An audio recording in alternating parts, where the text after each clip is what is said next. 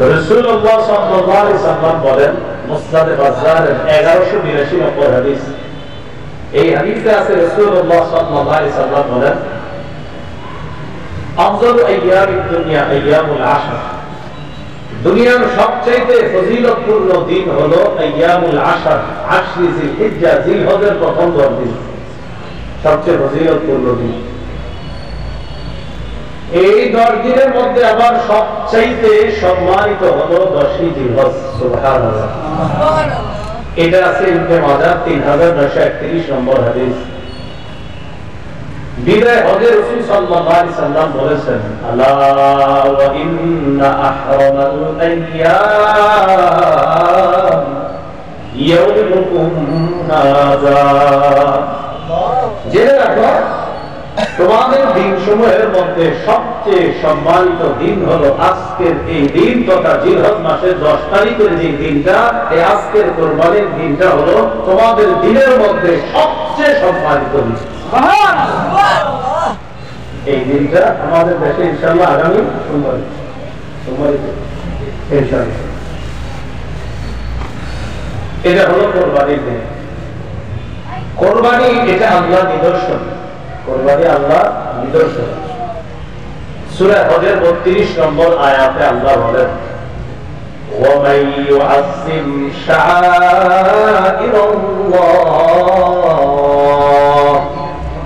যে ব্যক্তি আল্লাহর নিদর্শন সমূহকে সম্মান করে, ফাইন্নাহা মিন তাকওয়াল কুলুব, এটা অন্তরের তাকওয়া থেকে করে। যে আল্লাহর নিদর্শন সমূহকে সম্মান করে, আল্লাহর নিদর্শনের মধ্যে কোন একটা নিদর্শনকে যদি কেউ সম্মান করে, এটা তার অন্তরের তাকওয়া। কোরবানির ব্যাপারটা এটা হলো তাকওয়ার ব্যাপার। এজন্য আল্লাহ বলেন, লা ইয়ানালুল্লাহা লুহুমুহা ওয়ালা দিমাউহা ওয়ালাকিন ইয়ানালুহুত তাকওয়া মিনকুম।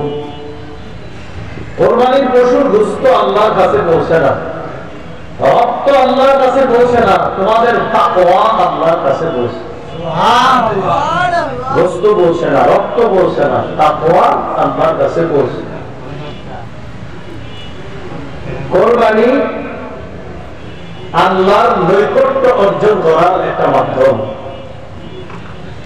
এজন্য আমরা কুরবানি করি শুধু আল্লাহকে খুশি করার জন্য।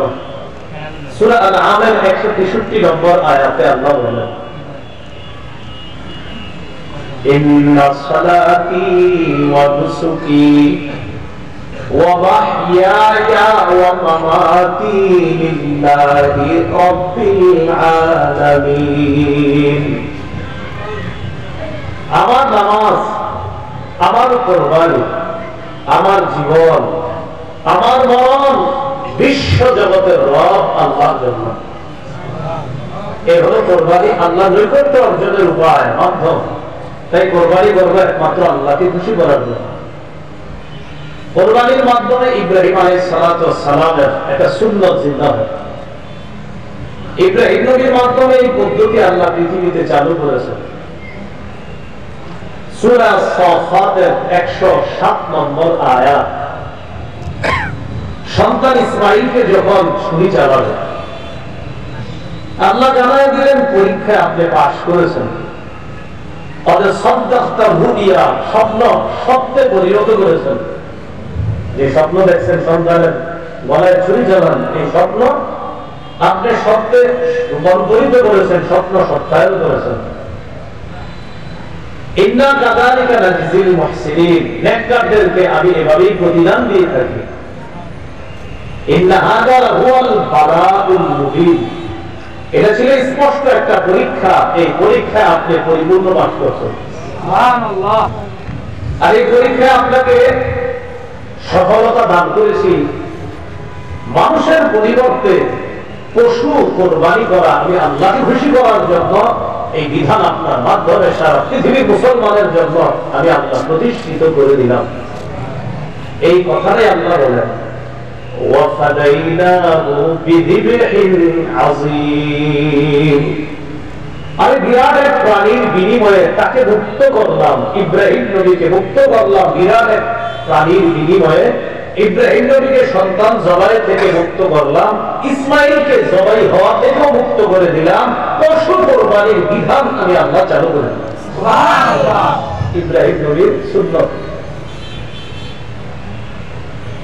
আরেকটা দলিল হাদিস থেকে দেন ইবনে মাজাহ 3117 নম্বর হাদিস। হাদিসের বর্ণনাকারী যায়েদ ইবনে আরকাম 3127 নম্বর হাদিস ইবনে মাজাহ। হাদিসের বর্ণনাকারী যায়েদ ইবনে আরকাম রাদিয়াল্লাহু তাআলা। এই হাদিসের মধ্যে আছে قال أصحاب رسول الله صلى الله عليه وسلم ما هذه الأضاحي يا رسول الله। এই যে কুরবানি, এটা কি জিনিস, এই কুরবানি জিনিসটা কি, ওগো আল্লাহ নবী আপনার কাছে জানতে চাই। قال سنة أبيكم إبراهيم عليه الصلاة والسلام। রাসূলুল্লাহ সাল্লাল্লাহু আলাইহি সাল্লাম জবাব দিলেন, এটা তোমাদের পিতা ইব্রাহিম আলাইহিস সালাতু ওয়াস সালামের সুন্নাত। সুবহানাল্লাহ। সাহাবায়ে কেরাম প্রশ্ন করলেন, ফামালানা ইয়া রাসূলুল্লাহ, হুজুর এই সুন্নাত প্রতিষ্ঠিত করলে আমাদের কি লাভ, আমরা কি পাবো?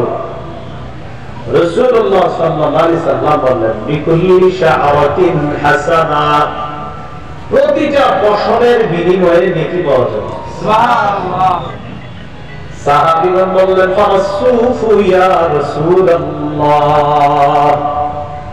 হুজুর এমন প্রাণী যদি হয় যে প্রাণী পশমওয়ালা প্রাণী, মানে অন্য প্রাণীরও পশম থাকে, কিন্তু কিছু প্রাণী আছে ওদের পশমই খুব বেশি, ওদের পশমই খুব বেশি। এই বেশি পশমওয়ালা প্রাণী জবাই করলেও কি এই বেশি পশম যেই পরিমাণ সওয়াব দেওয়া হবে? নবী বললেন, বিকুল্লি শাআওয়াতিন মিনাস সুফি হাসানা, পশমওয়ালা প্রাণী জবাই করলেও প্রতিটা পশমের বিনিময়ে নেকি। সুবহানাল্লাহ। সওয়াব দেওয়া, নেকি দেওয়া। তো ইব্রাহিম আলাইহিস সালাতু ওয়াস সালামের এটা সুন্নাত। কুরবানি করব আমরা আল্লাহর শুকরিয়া আদায় করার জন্য। বলেন আলহামদুলিল্লাহ। কুরবানি আদায় করার পরেও বলবো আমরা আলহামদুলিল্লাহ। সূরা হজের 36 নম্বর আয়াতে আল্লাহ বলেন, ওয়াল বুদনা জাআলনাহা লাকুম মিন শাআইরিল্লাহ,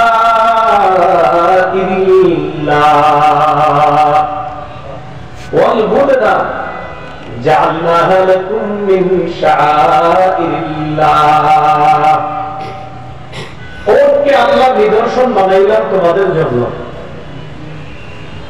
কুরবানির এই পশুটাকে তোমাদের জন্য, এটাকে আল্লাহ নিদর্শনের অন্তর্ভুক্ত বানাইলাম। ফাযকুরুসমাল্লাহি আলাইহা সাওয়াফাত, সারিবদ্ধ উটগুলোর উপর আল্লাহর নাম নাও, মানে বিসমিল্লাহ বলে নহর করো।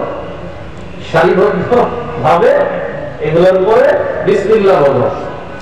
فإذا وجبت جنوبها فكلوا منها, এরা যখন চাপ হয়ে পড়ে যাবে, ফাকুলু মিনহা, এখান থেকে তোমরা খাও, গোশত খাও। ওয়াতইমুল কানিআ, অভাবীদেরকে খাওয়াও। ওয়াল মুহতার, যে অন্যের কাছে লজ্জায় চাইতে পারে না তাকেও খাওয়াও। ফাকুলু মিনহা, নিজে খাও। ওয়াতইমুল কানিআ, আতইমু খাও, আল কানিআ অভাবীকে খাওয়াও। ওয়াল মুহতার, মুহতার মানে লজ্জা কারণে যে চাইতে পারে না অন্যের কাছে তাকেও খাওয়াও। কেন? আল্লাহ বলেন এটা তোমাদের জন্য বশীভূত করে দিলাম, লাআল্লাকুম তাশকুরুন, যাতে তোমরা আল্লাহর শুকরিয়া আদায় করতে পারো। এই প্রাণী তোমাদের অনুগত করে দিলাম, বশীভূত করে দিলাম। এই প্রাণী তোমরা জবাই করলা, আল্লাহর নাম নিয়ে তোমরাও খাও, অভাবীকে খাওয়াও, যে চাইতে পারে না লজ্জায় তাকেও খাওয়াও। এটা কেন বলেছি জানো? যেন তোমরা আমি আল্লাহ বেশি বেশি শুকরিয়া আদায় করতে পারো। এগুলো কুরবানি শুকরিয়া আদায় করার জন্য। তাহলে আমরা কুরবানি করব আল্লাহকে খুশি করার জন্য, শুকরিয়া আদায় করার জন্য আমরা কুরবানি করব। আল্লাহ তৌফিক দান করেন, আমিন। কুরবানির গুরুত্বপূর্ণ কিছু মাসালা আমরা মনে রাখবো, বলেন ইনশাআল্লাহ।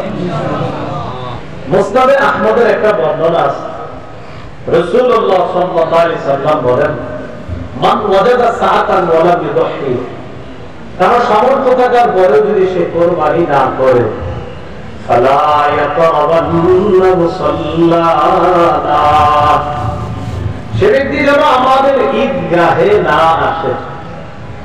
যে ব্যক্তি সামর্থ্য থাকার পরেও কুরবানি না করে, সে যেন আমাদের ঈদগাহে না আসে। ঈদগাহে যেন কি করে না আসে। রাসূলুল্লাহ সাল্লাল্লাহু আলাইহি সাল্লাম এক হাদিসের মধ্যে বলেন, ইন্নাহা লাতাতি ইয়াউমাল কিয়ামাতি বিকুরুইহা ওয়া আশআরিহা ওয়া আযলাফিহা, কুরবানির যেই প্রাণী, এই প্রাণী কিয়ামতের ময়দানে উপস্থিত হবে, বিকুরুইহা তার শিং সহ, ওয়া আশআরিহা তার পশম সহ, ওয়া আযলাফিহা তার খুর সহ উপস্থিত হবে কুরবানির দাতার পক্ষে সাক্ষী দেওয়ার জন্য। সুবহানাল্লাহ, উপস্থিত হবে, মানে সব দেওয়া হবে উচিত। ওয়া ইন্নাল জামালা ইয়াকাউ বিমাকানি মিনাল্লাহ ক্বাবলা আন ইয়াকা মিনাল আরদ, কুরবানির রক্তের ফোঁটা জমিনে পড়ার আগে আল্লাহর কাছে বিশেষ একটা মর্যাদা, এটা আল্লাহর কাছে বিশেষ একটা মর্যাদার পূর্ণ অবস্থানের মধ্যে ওই কুরবানি দাতা চলে যায়। এই আমলটার আলাদা একটা মর্যাদা হয়ে যায় আল্লাহর কাছে, রক্তের আলাদা একটা মর্যাদা আল্লাহর কাছে হয়ে যায়। রক্তের ফোঁটা জমিনে পড়ার আগে আল্লাহর কাছে বিশেষ একটা মর্যাদার পূর্ণ রক্ত হয়ে যায়, সেটা হলো কুরবানির রক্ত। কিসের রক্ত বলেন তো? কুরবানির রক্ত। তিরমিজির 1507 নম্বর হাদিসে আছে, রাসূলুল্লাহ সাল্লাল্লাহু আলাইহি সাল্লাম বলেন, মা আমিলা আদামিয়ুন মিন আমাল ইয়াউমান নাহরি আহাব্বা ইলাল্লাহ মিন ইহরাতিদ দাম।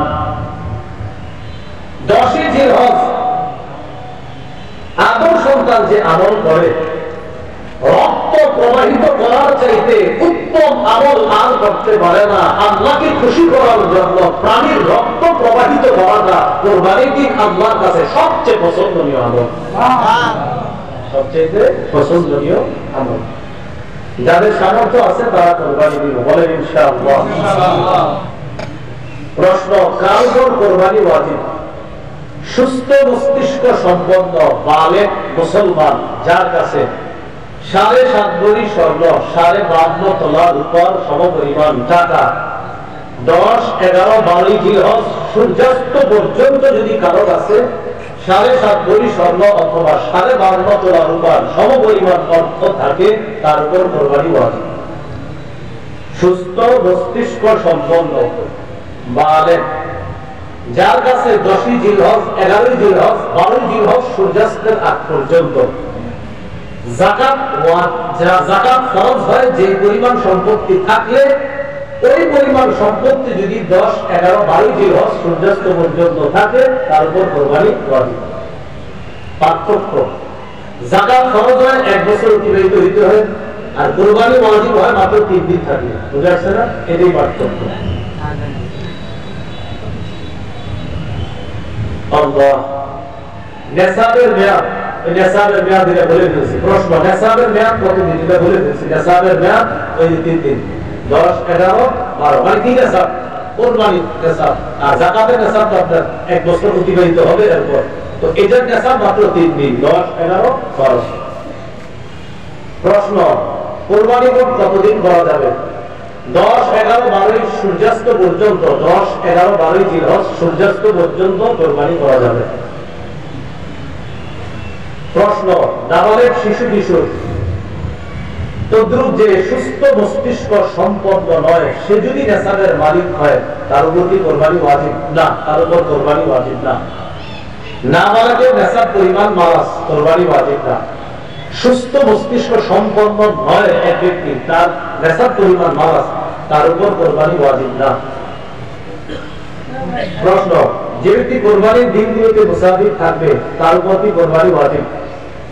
48 মাইল অথবা 78 কিলোমিটার, 48 মাইল অথবা 78 কিলোমিটার এই পরিমাণ দূরত্বে যাওয়ার নিয়ত করে কেউ মুসাফির হয়েছে আপনার, এই মুসাফিরের উপর কোরবানি ওয়াজিব নয়।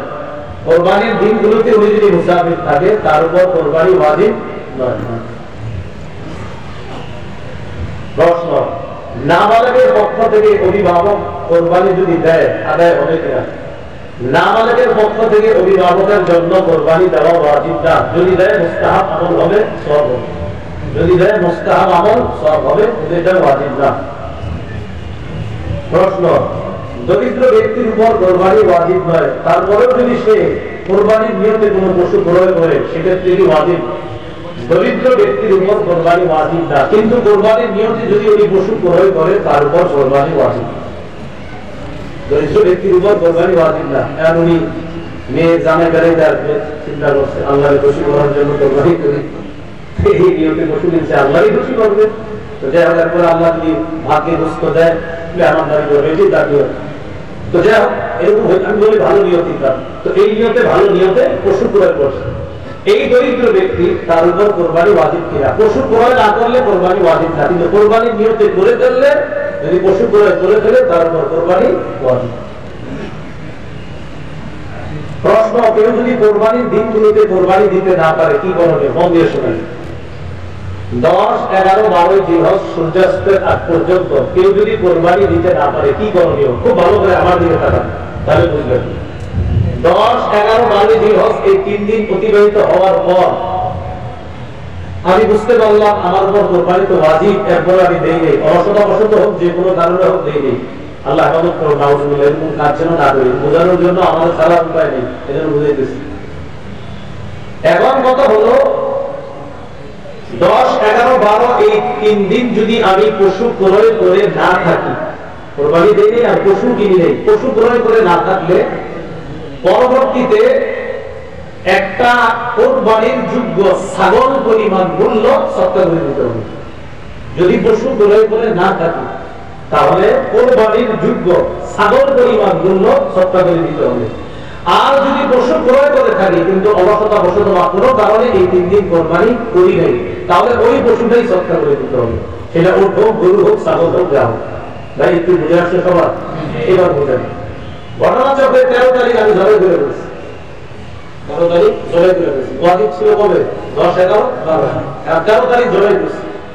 যদি জবাই করে থাকি তাহলে ওই গোশতটা সৎকা করে দিতে হবে। জবাই করা ঠিক হয় না আমার, কিন্তু জবাই করে ফেললে গোশতটা সৎকা করে দিতে হবে। এই মাসালাটা কি সবাই বুঝছেন? এই দিক থেকে জি বলেন। আমি আবার বলছি, আব্দুর রহমান নামে একজন, তার উপর কোরবানি ওয়াজিব। 10, 11, 12 এই 3 দিন কোরবানি দেয়নি। এখন যদি সে পশু ক্রয় করে না থাকে তাহলে পরবর্তীতে কোরবানির যোগ্য একটা ছাগল পরিমাণ মূল্য সৎকা করে দিতে হবে। আর যদি পশু ক্রয় করে থাকে তো ওই পশুটাকেই সৎকা করে দিতে হবে। আর যদি সে মাসালা না জানার কারণে ওই পশু জবাই করে থাকে তাহলে পশুর ওই যে গোশত আছে যেগুলা, এগুলো আপনার কি করে দিতে হবে?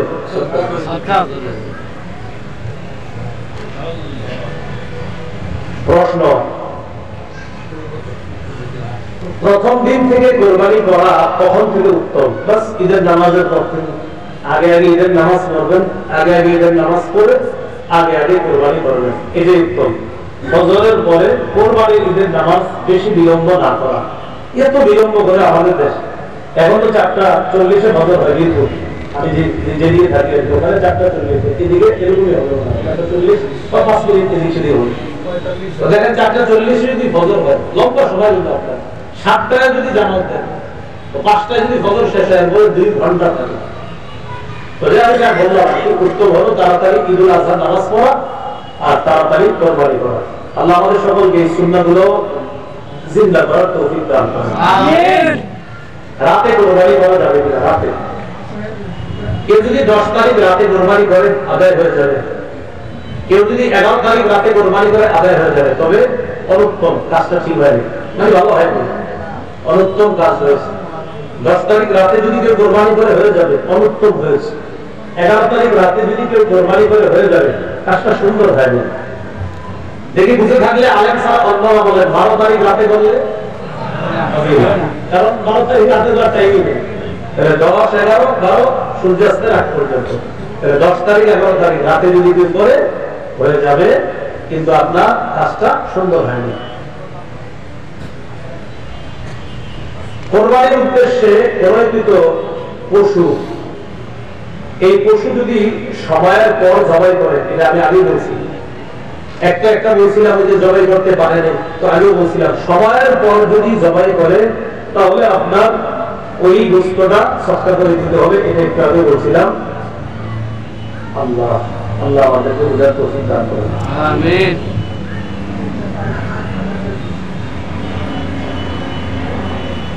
জীবিত পশুটা কিনছিলেন বুঝেন 50,000 টাকা দিয়ে, জীবিত পশু। এখন এই পশু আপনি ভুলে জবাই করে ফেলছেন, এখন জবাই করার পরে গোশত মাপার পরে দেখেন কি এই পশুর গোশতের দাম হয় 45,000, কিনছেন কত দিয়েছে? 50,000। এখন যে আপনি ভুল করে জবাই করছেন, এখন গোশত গুলা দেখছেন যে বাজারের রেট অনুযায়ী 45,000 টাকা আছে গোশতের দাম, গরু কিনছেন কত দিয়ে? ওই আরো 5,000 টাকাও সৎকার করবেন, গোশত সৎকার করবেন, আর ওই যে 5,000 টাকা এটা সৎকার করবেন। বুঝেছেন কথাটা? আপনি কিনছেন, কেনার পর এখন ভুল করে জবাই করেন নাই, কোরবানির দিন চলে যাওয়ার পর জবাই করছেন, জবাই করার পর এখন গোশত সৎকার করে দিলেন।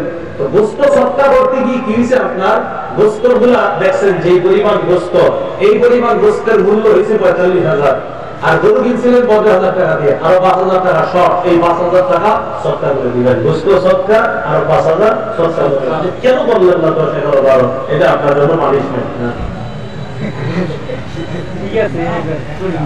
কোন কোন পশু দ্বারা কোরবানি করা যাবে? ওট, গরু, মহিষ, দুম্বা, ভেড়া ইত্যাদি এগুলো দ্বারা কোরবানি করা যাবে। কোরবানি করার ক্ষেত্রে যেসব পশু কোরবানি করা যাবে সেক্ষেত্রে নর নারী হলে কি সমস্যা আছে? না, সমস্যা নেই। গরু, গাভী, ছাগল, ছাগি কোনো সমস্যা নেই।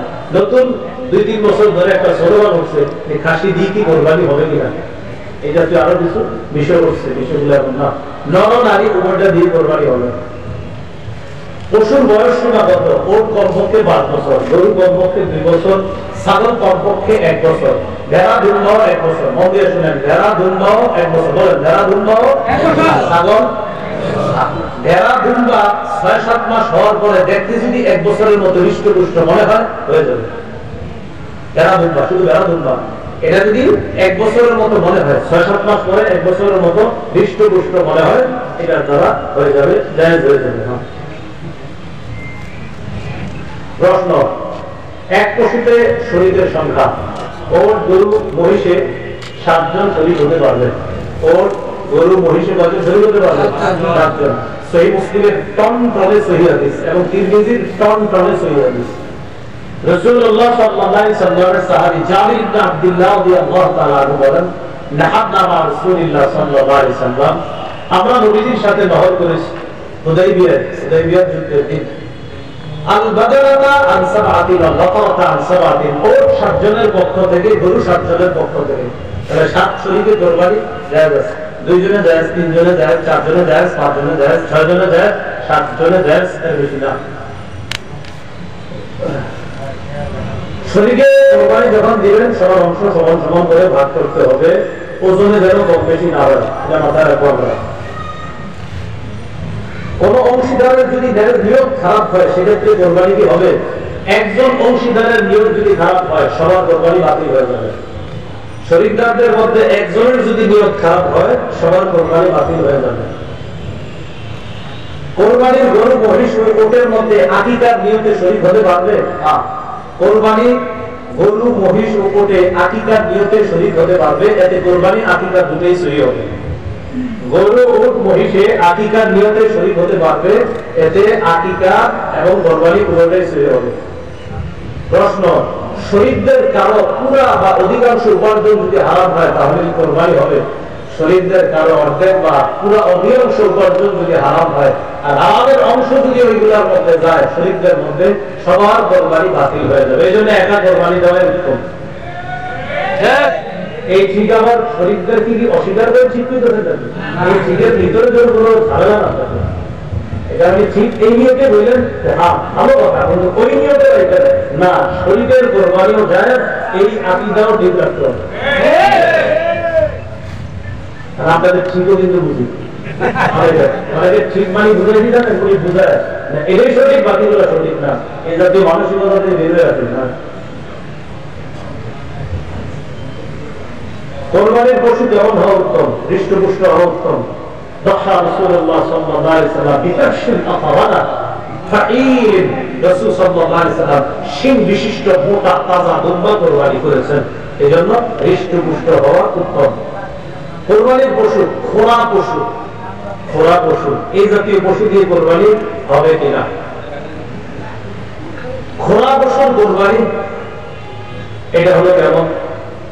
আলী রাদিয়াল্লাহু তাআলা রাসূল সাল্লাল্লাহু আলাইহি সাল্লামকে প্রশ্ন করছে, ফাল আরজা, হুজুর খোরা পশু যদি হয়, যে পশুর পায়ে সমস্যা, এই পশু দিয়ে কোরবানি হবে? নবী বলেন ইদা বালাগাতিল মানসিকা, সহিহ তিরমিজির বর্ণনা 1502, 1503, 1504 সবগুলো হাদিসে ব্যাপার আছে। নবী বলেন ইদা বালাগাতিল মানসিকা, পশু যদি কোরবানির জবাইয়ের স্থান পর্যন্ত হেঁটে যেতে পারে, এই পশু দিয়ে কোরবানি হবে। এটা খোরা হওয়ার পরেও যদি কোরবানির জবাইয়ের স্থান পর্যন্ত হেঁটে যেতে পারে, এই পশু দিয়ে কোরবানি হবে। বুঝে যাচ্ছে সবার? খোরা পশু, যেই পশু 3 পায়ে চলে, কয় পায়ে চলে? 3 পায়ে চলে, 1 পায়ে ভর দিয়েও চলতে পারে না, এই পশু দিয়ে কোরবানি করা হবে কিনা? না, হবে না। যে পশু 3 পায়ে চলে, 1 পায়ে ভর দিয়েও চলতে পারে না, মোটামুটি ভাবেও চলতে পারে না, এই পশু দিয়ে কোরবানি হবে কিনা? না, হবে না। শুকনা দুর্বল পশু, যে জবাই স্থান পর্যন্ত হেঁটে যেতে পারে না, এমন পশু দ্বারা কোরবানি হবে কিনা? না, হবে না। হাদিসে আছে ওয়ালা বিল মারিদাতি বাইয়িনুন মাউদুহা ওয়ালা বিল আশফা আল্লাতী লা ইউহা বিল আওজা, বাইয়িনুন যারউহা ওয়ালা বিল আওহা বাইয়িনুন আওরুহা।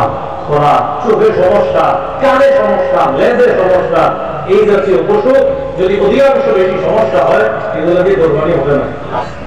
দাঁত নেই এমন পশু দিয়ে কোরবানি হবে কিনা? যে পশুর একটাও দাঁত নাই অথবা বেশিরভাগ দাঁত পড়ে গেছে আর ঘাস চাবায়া ফেলতে পারে না, এই পশু দিয়ে কোরবানি হবে না। আবার বলছি, দাঁত একেবারে নাই, আবার আছে কিন্তু এত পরিমাণ পড়ে গেছে, যেই পরিমাণ পড়ে যাওয়ার কারণে এখন আর ঘাস খেতে পারে না, এই পশু দিয়ে কোরবানি হবে না। যে পশুর শিং ভেঙে বা ফেটে গেছে, কোরবানি হবে কিনা? আলী রাদিয়াল্লাহু তাআলা রাসূল সাল্লাল্লাহু আলাইহি ওয়াসাল্লামকে প্রশ্ন করছে, ফামাকসুরাতুল কারনি ইয়া রাসূলুল্লাহ, হুজুর শিং যদি ভেঙে যায়, এই পশু দিয়ে কোরবানি হবে? নবী বলেন লা বাসা বিহি, সমস্যা নাই, শিং যদি অর্ধেক ভেঙে যায়, কোরবানি হয়ে যাবে। কি শিখলাম? অর্ধেক যদি আপনার মোটামুটি ভেঙে গেছে, একটু 2-3টা ফোঁটা বস, তত সমস্যা হয় না, তাহলে কোরবানি হয়ে যাবে। শিং যদি গোড়া থেকে ভেঙে যায়, মস্তিষ্ক, মজ্জা ইত্যাদি বের হয়ে যায়, দেখা যায়, এই পশু দিয়ে কোরবানি হবে না। শিং মাঝখান থেকে কিছুটা ভাঙছে অথবা সামান্য একটু ভেঙেছে কোথাও, এটা দ্বারা হয়ে যাবে। গোড়া থেকে যদি ভেঙে যায়, মস্তিষ্ক শুকিয়ে যায়, এই পশু দ্বারা কোরবানি হবে না।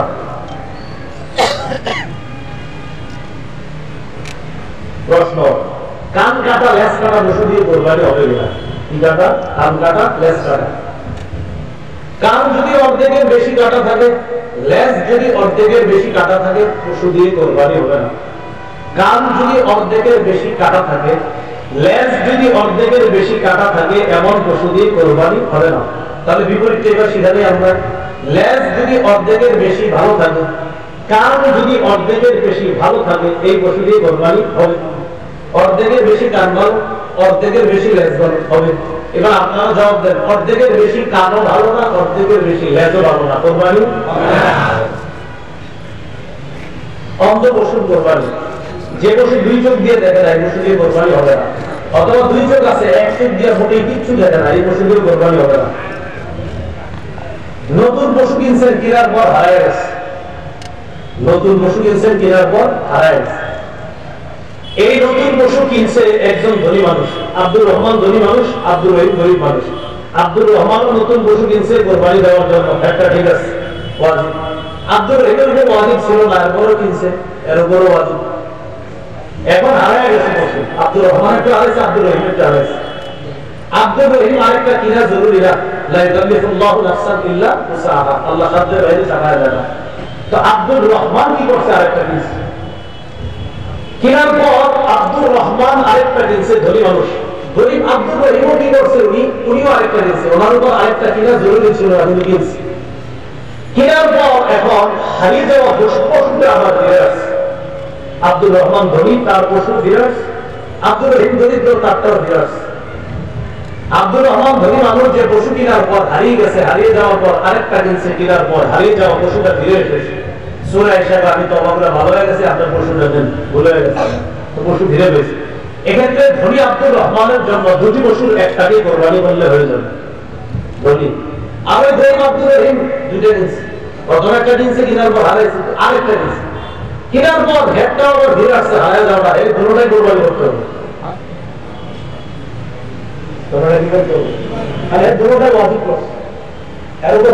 ছিল না, প্রথমটা ওয়াজিব করে দিচ্ছে, হারাইছে, আবার আরেকটা গেছে, তিনটা ওয়াজিব করছে, হারিয়ে যাওয়াটা ফেরত আসছে। হুজুর আমি গরিব মানুষ, দুইটা পশু, একটা হারিয়ে গেছে, আরেকটা গেছি ফেরত আসছে।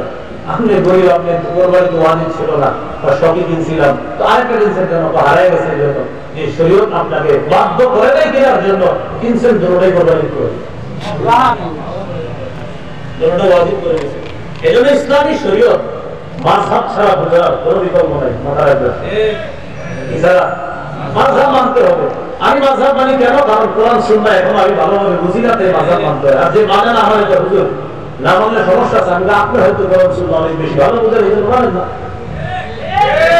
আমার যদি কেউ বলে আপনি কেন মানে, আমি কোরআন সুন্নাহ এখনো ভালোভাবে পুরোপুরি বুঝি না, অনেকে কয় মূর্খ, এই জন্য মাযহাব মানে। আসলে ঠিক হয়েছে, মূর্খ বলেই তো মাযহাব মানে। সব জানতো আপনার তো দরকার ছিল না মানা। আর যিনি বলেন মাশাআল্লাহ উনি তো সব জানে, দিদি উনি মানে না, আমি এটাই আপনার ভালো ধারণা না। যিনি কে জানেন?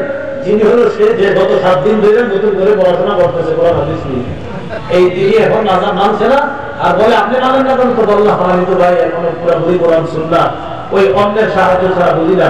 অন্যের সাহায্য মানে অন্যের মতামত, অন্যের মতামত মানে অন্যের মতামতের আরবি কি হুজুর? অন্যের মতামতের আরবি হলো মাযহাব। আচ্ছা তাই নাকি? হ্যাঁ, ইমাম আবু ইউসুফের মত মানি ইমাম আবু ইউসুফের মাযহাবে, ইমাম মুহাম্মদের মত মানি ইমাম মুহাম্মদের মাযহাবে, ইমাম আবু হানিফার মত মানি ইমাম আবু হানিফার মাযহাব।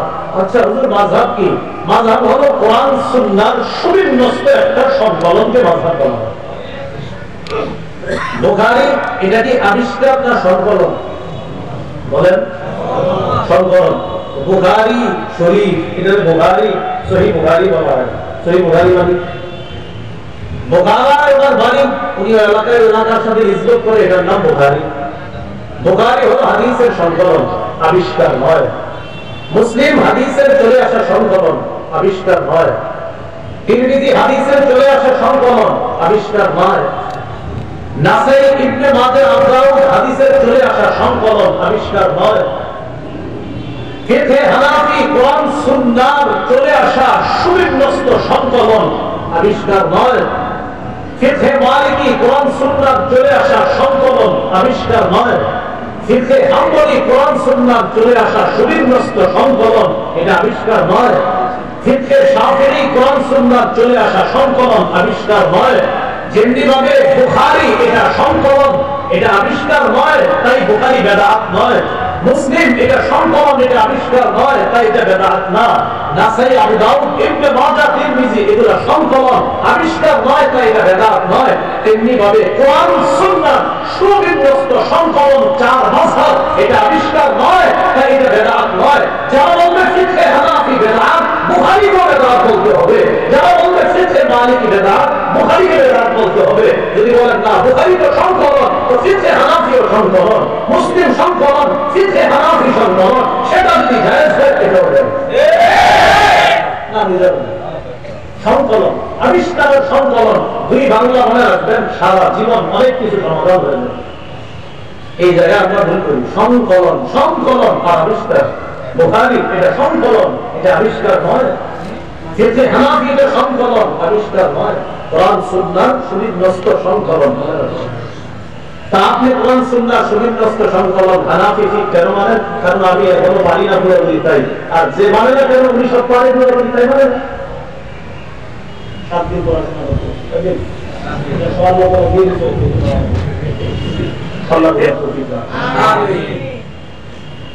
বলছিলাম হারিয়ে যাওয়া পশু মাযহাব যদি না মানেন, এই মাসালা আপনার মাথায় ঢুকবে কেন? প্রশ্ন, গর্ভবতী পশু, যে পশু গর্ভবতী হয়ে গেছে, পেটে বাচ্চা আছে, এই পশু দিয়ে কোরবানি হবে কিনা? হয়ে যাবে কোরবানি। কোরবানি কি হবে? হয়ে যাবে। যদি সন্তান প্রসব আসন্ন হয়, যে তাড়াতাড়ি এই 2 দিনের মধ্যে হইতে পারে প্রসব, আর কোরবানির সময় ঘনিয়ে গেছে, এক্ষেত্রে এই পশু দিয়ে কোরবানি করা হবে। অন্য আরেকটা পশু দিয়ে কোরবানি করেন, এটা দিয়ে না করা ভালো, এটা দিয়ে না করা ভালো। জবাই করার পর যদি দেখেন বাচ্চা জীবিত, ওটারও কোরবানি করে দিবেন, জবাই করে দিবেন। 3 কেজি বর্ণনা আছে, ওটারও জবাই করার কথা আছে 3 কেজি।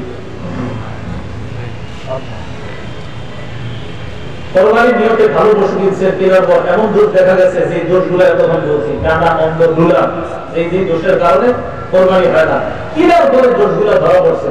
এখন কি করবেন? কি করবেন? কোরবানি হবে না, এটা দিয়ে আরেকটা কিনবেন।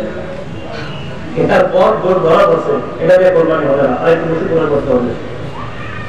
পশুর বয়সের ব্যাপারে ক্রেতা দলের বলবে আপনাকে, এটার বয়স 25 মাস, এটা 26 মাসের গরু।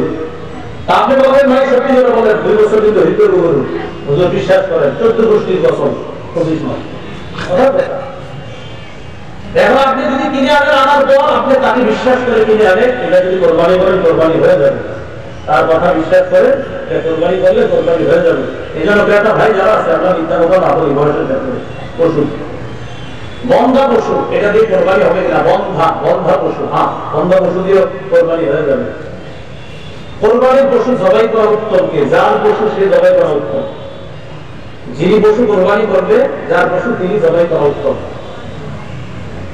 জবাইয়ের একাধিক ব্যক্তি যদি শরীক হয়, সেক্ষেত্রে বিসমিল্লাহ কি উভয় বলতে হবে? জি, দুইজনেই বিসমিল্লাহ বলতে হবে। বিসমিল্লাহি আল্লাহু আকবার উভয় বলতে হবে। প্রিয় কসাই সাহেব যারা থাকবে, এদেরকে বলবে, যারা পরে ঝুলি দিয়ে আবার চালায়, মালিক যারা থাকবেন বলবে, হ্যাঁ বিসমিল্লাহ আল্লাহু আকবার বলো, এটা বলা হবে। অনেক সময় দেখবেন বলে না। কোরবানির পশুর খাল, চামড়া ইত্যাদি ছিলানো শুরু করা কখন উত্তম? পশু পুরোপুরি নিস্তেজ হওয়ার পরে এই পশুর খাল, চামড়া ইত্যাদি এটা করা উত্তম। অনেক ক্ষেত্রে দেখা যায় এখনো নিস্তেজ হয় না, বাস শুরু করে দিচ্ছে, অলরেডি শুরু করে দিচ্ছে। এটা নিস্তেজ হবে, আর নিস্তেজ হওয়ার আগেও যদি কেউ করে মাকরুহ হয়ে যাবে, মাকরুহ হবে, কিন্তু নিস্তেজ হওয়া পর্যন্ত অপেক্ষা। প্রিয় ভাইয়া, আমার কথা হলো, যেহেতু আল্লাহর খুশি করার জন্য কোরবানি করবো, এই আমলে কোনো মাকরুহ কাজও আমরা করবো না। আল্লাহর খুশি করবো কেন? আমি যদি কোনো মাকরুহ করবো, তাহলে কসাইকে বলবো, ভাই পরে শুরু করবো।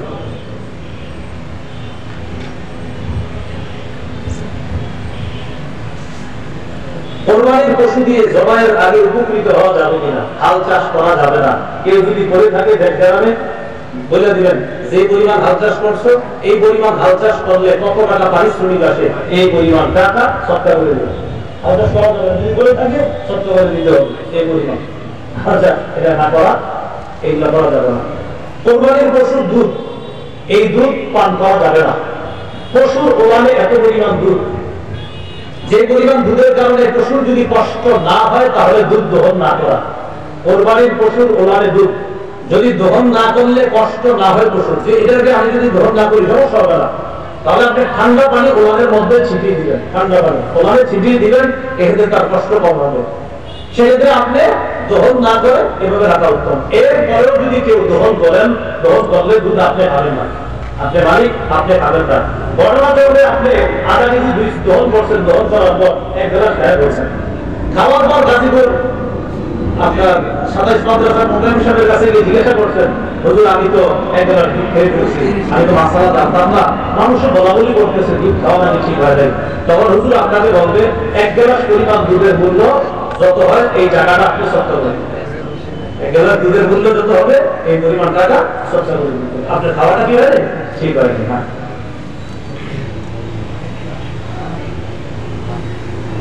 শরীক কয়েকজন মিলে কোরবানি করলে কোন শরীকের যদি মৃত্যু হয়, সেক্ষেত্রে কি করণীয়? মন দিয়ে বোঝেন, 3 জন কোরবানি করবে, 50, 50, 50, কত হলো? 1.5 লাখ। একজন শরীক মারা গেছে, তাহলে কয় হাজার ওয়ালা শরীক মারা গেছে? 50,000। ওয়ারিশরা যদি বলে কোনো সমস্যা নেই কোরবানি করেন, ওয়ারিশরা যদি বলে সমস্যা নেই কোরবানি করেন, তো করে করবেন, সমস্যা নেই। কিন্তু ওয়ারিশরা যদি বলে না, আপনার 50,000 টাকা আমরা দিতে চাইতেছি না, এক্ষেত্রে ওয়ারিসদেরকে টাকাটা দিতে হবে, কারণ এখন আর টাকার মালিক যে মারা গেছে সে না, ওয়ারিসরা, তাই তাদের টাকাটা তাদেরকে দিয়ে দিতে হবে। এক্ষেত্রে নতুন আরেকজনকে শরীক বানাইতে পারবেন, এটা সুন্দর কথা। আরেকজনে বলবেন 50,000 টাকা দিয়ে শরীক কর, ওই টাকাটা নিয়ে ওয়ারিসদেরকে দিয়ে দিতে হবে। তাহলে প্রথম কথা, ওয়ারিসরা যদি অনুমতি দেয় করেন, করে ফেলবেন। অনুমতি যদি না দেয় করা যাবে না, 50,000 টাকা ফিরিয়ে দিতে হবে।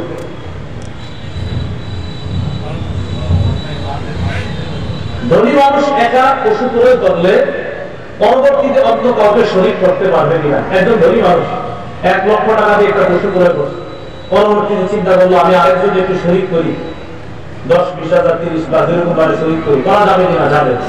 যে পরিমাণ টাকা দিয়ে শরীক করবে ওই পরিমাণ টাকা আপনি না খায়া দান করে দিন,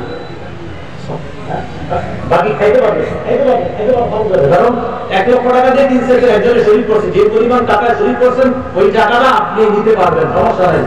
ফুকাহায়ে কেরাম বলে এটা আপনি না দিয়ে এটা দান করে দেওয়া ভালো, বাকি দিতে পারবেন। মৃত ব্যক্তির পক্ষ থেকে কোরবানি করা জায়েজ আছে কিনা? জায়েজ আছে। কোরবানির গোশত 3 দিনের বেশি জমিয়ে রাখা যাবে কিনা? জায়েজ আছে।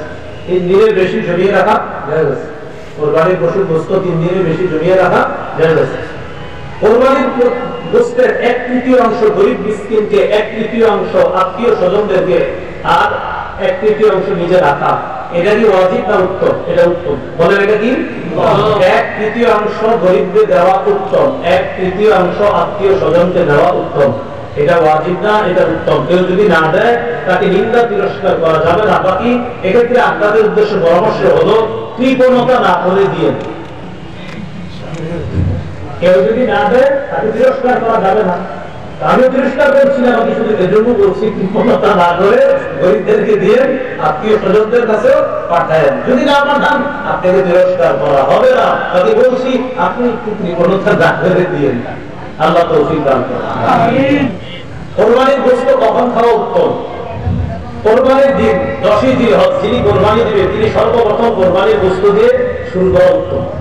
কোরবানির দিন 10ই জিলহজ যিনি কোরবানি দিবে ওই দিন সর্বপ্রথম কোরবানির গোশত দিয়ে তার খাবার খাওয়ানো উত্তম।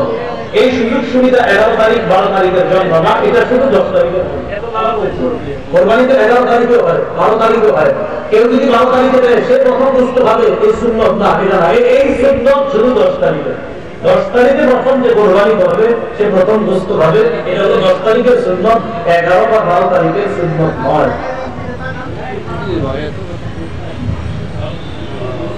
কোরবানির গোশত, চর্বি ইত্যাদি বিক্রি করা যাবে কিনা? অনেকে গোশত ইত্যাদি চর্বিটা বিক্রি করে দেয়, গোশত বিক্রি করা যাবে না, চর্বিটা বিক্রি করা, নাউজুবিল্লাহ বলেন, চর্বি বিক্রি করা যাবে না, গোশত বিক্রি করা যাবে না। কোরবানির চর্বি বিক্রি করা যাবে না, গোশত বিক্রি করা যাবে না। কোরবানির চামড়াটাও বিক্রি না করে মাদ্রাসায় দিয়ে দেন, এতিমদেরকে দিয়ে দিয়ে, অসহায়দেরকে দিয়ে দিবেন, বলেন ইনশাআল্লাহ।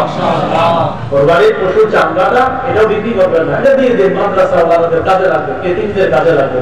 এক্ষেত্রে একটা কথা, আপনারা অনেক সময় এমন মানসিকতা রাখেন যে ছাত্ররা কোরবানির দিন এটা দেখেন, অনেক কোটিপতির সন্তানরাও কোরবানির দিন মাদ্রাসায় থেকে কাজ করে, কোটিপতির সন্তান। তা আপনি কেন মাথায় দেন না? কোটিপতির সন্তানের কি দরকার কোরবানির দিন মাদ্রাসায় থাকা? সে ইখলাসের সাথে থাকে, কেন? তার অসহায় গরিব ভাইয়েরা আছে মাদ্রাসায়, তাদেরকে খেদমত করার জন্য ওই কোটিপতির সন্তানও কোরবানির দিন মাদ্রাসার জন্য কাজ করে। এই জন্য আপনারা এটা মাথায় নিয়েন না যে এই গোলামাগুলা কোরবানির দিন যারা কাজ করে মন থেকে করে। আপনি খোঁজ নিয়ে দেখবেন অনেক সন্তান আছে যার বাবা 30টা 40টা দোকান আছে, যার বাবা 400-500 মণ ধান পায়, সে কেন আছে?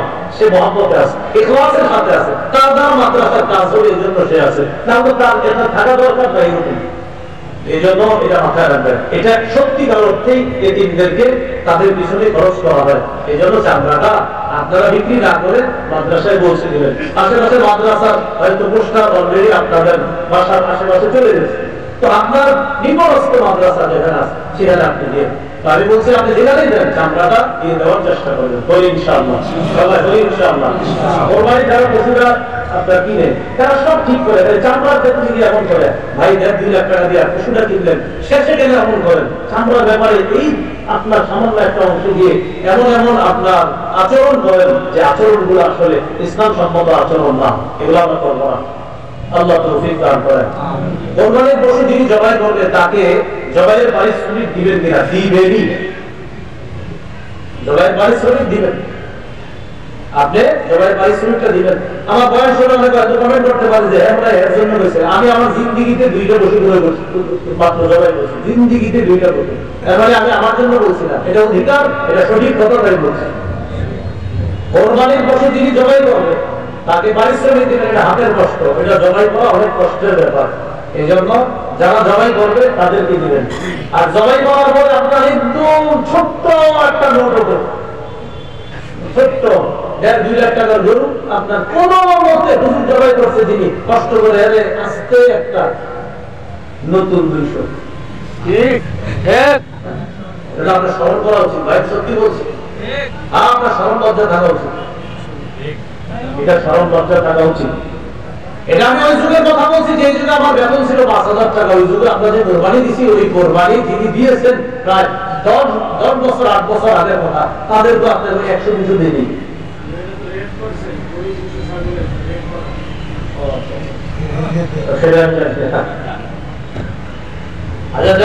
আপনারা এই জায়গায় একটু মহব্বতের ইয়া রাখবেন, এই জন্য এরকম 100-200 বলে যাবে, এটা কি কোনো কথা?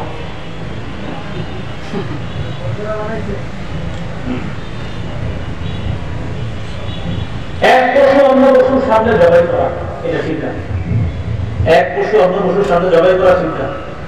এই আগের কথা নিয়ে আপনারা কেউ বিভ্রান্তিতে যাবেন না। আপনাদের এলাকার যে নিয়ম, ওই নিয়মে আলেমদের সাথে পরামর্শ করে বলবেন, ঝগড়া নিকটবর্তী যেন কেউ না হয়। কেউ কি বলে গেল, আমি আমারটা বলে গেছিলাম, আপনি কি এই জন্য বলে গেছিলি যে আপনি ঝগড়া করবেন না?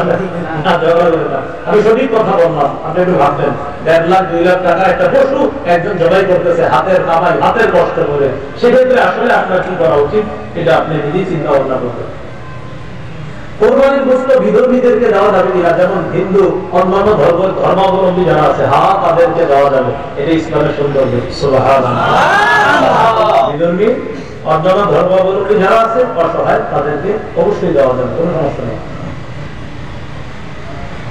অন্যের উপর ওয়াজিব কোরবানি যদি অন্য কেউ দিতে চায়, 2 ভাই, বড় ভাইয়ের উপর কোরবানি ওয়াজিব, ছোট ভাই পণ্ডিত দিলেন আমাদের বর্বরকে গরু জবাই করে দিল, বড় ভাই কি বলি কাজে আমি আপনার এইটা থাকতে পারলাম না, জবাই করে ফেলি, আপনার অনুমতি নেই, আমার পশুটা একটু আমার দেখতে মন চাইছে না, না সাবধান, অনুমতি ছাড়া যদি করে ফেলেন আর তার যদি সত্যি মন থেকে সায় না থাকে কোরবানি হবে না। যার উপর ওয়াজিব তার যদি মন থেকে সায় না থাকে, তার যদি অনুমতি না থাকে, কোরবানি হবে না। এই বিষয়টা একটু সতর্ক থাকা। এই যে নামাজ পড়ে আইসাই গরুটা ফালাই দিয়ে সবাই ধরে ফেলেন, যিনি মালিক তার অনুমতি আছে কিনা বিষয়টা মাথায় রাখবেন। কিভাবে কোরবানি করা একটু আমার সাথে বলেন। একজনের পক্ষ থেকে বলেন, 2 জনের পক্ষ থেকে, 3 জনের পক্ষ থেকে, আব্দুর রহমানের পক্ষ থেকে, আব্দুর রহিমের পক্ষ থেকে, জামিলা খাতুনের পক্ষ থেকে, আয়েশা খাদিজার পক্ষ থেকে, আল্লাহর নামে জবাই করলাম। কার নামে জবাই? আল্লাহ। কার পক্ষ থেকে বান্দা? বলেন। কার নামে জবাই? আল্লাহ। বলেন। কার নামে জবাই? আল্লাহ। কার পক্ষ থেকে বান্দা? বলেন। কার নামে জবাই? কার পক্ষ থেকে? আল্লাহ। এই কথাটা মাথায় রাখবেন। আমরা ইনশাআল্লাহ এই বিষয়টা গুরুত্ব সহকারে মাথায় নিব। কোরবানি দাতার জন্য নিজের কোরবানির গোশত খাওয়া কি মুস্তাহাব। কোরবানি দাতার জন্য নিজের গোশত খাওয়া, অনেকের গরু গোশতের সমস্যা দেয়, হ্যাঁ কোরবানি গোশত একটু হইলো মুস্তাহাব, এই আমলটা করা চাই, এটা সমস্যা নেই, করা যাবে। হাজী সাহেব যারা আছে আপনাদের আত্মীয় স্বজন, তাদের কি মাসালা, এই বিষয়টা ওলামা হযরত হয়তো আলোচনা করে থাকে। এই বিষয়টা গুরুত্বপূর্ণ বিষয়। ওখানে যেখানে একটা দমের শরীক আপনার, ওখানে দমের শুকর, ওখানে যেটা করে এটা দমের শুকর। হাজী সাহেব যদি মুসাফির না হয়, যিনি হজ করতে গেছে উনি যদি মুসাফির না হয়, ওনার উপর কোরবানি ওয়াজিব। উনি ছেলে কি সৌদি আরব দিবে না বাংলাদেশে দিবে, এটা তিনি জানেন। মুসাফির যদি হয় ওনার উপর কোরবানি ওয়াজিব না। মাথায় রাখবেন, হাজী সাহেব ওখানে যেটা করতেছে এটা দমে শুকর, ওটা করা লাগবে, এটা হজের অংশ। ওখানে যেটা জবাই করে না হজের অংশ। এবার আসেন কোরবানির বিষয় কি। কোরবানির বিষয় হলো হাজী সাহেব যদি মুসাফির না হয় তার উপর কোরবানি ওয়াজিব। সেটা সৌদি আরব যদি দিতে চায় তিনি দিতে পারবে, বাংলাদেশে দিতে চাইলে দিতে পারবে। আর যদি তিনি মুসাফির হয় তাহলে তার উপর কোরবানি ওয়াজিব না।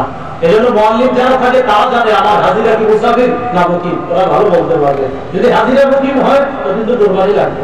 এই বিষয়টা ওলামা হযরত অনেকে আছেন এখানে, একটু গুরুত্ব সহকারে আলোচনার অনুরোধ রাখছি। এই বিষয়টা অনেকে জানে না হাজির সাহেব, ওনারা মনে করেন ওখানে জন্য জবাই করছে বাস হয়ে গেছে কুরবানি, এটা অনেকে মনে করে আর কি। আল্লাহ আমাদেরকে বোঝার তৌফিক দান করেন। রাসূলুল্লাহ সাল্লাল্লাহু আলাইহি ওয়াসাল্লামের পক্ষ থেকে কুরবানি দেওয়া উত্তম, বরং এটা সৌভাগ্যের বিষয়, এটা উত্তম, এটা দ্বারা কুরবানি করা এটা উত্তম কাজ, যদি করে কোনো সমস্যা নাই, করতে পারবে।